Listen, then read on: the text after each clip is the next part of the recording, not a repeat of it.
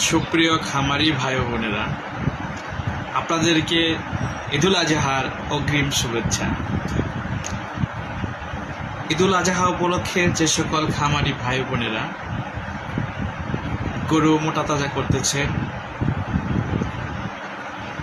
আপনারা বেশি লাভের আশায় যে সকল খামারি ভাই বোনেরা ব্রয়লার ফিড বা পোলট্রি ফিড খাওয়াচ্ছেন, তাদের জন্য একটি মেসেজ: আপনারা কখনো পোলট্রি ফিড বা গরুকে খাওয়াবেন না। পোলট্রি ফিড গরুকে খাওয়ালে গরুর রক্ত আমাশয় হতে পারে, ফুড পয়জনিং হতে পারে, এবং কি হিট স্ট্রোকে গরু মারাও যেতে পারে।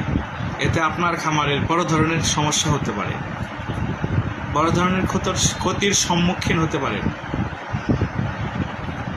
এই কারণে আপনাদের কাছে আমার আকুল আবেদন এবং অনুরোধ, আপনারা কখনোই আপনার গরুকে ব্রয়লার ফিড, পোলট্রি ফিড খাওয়াবেন না।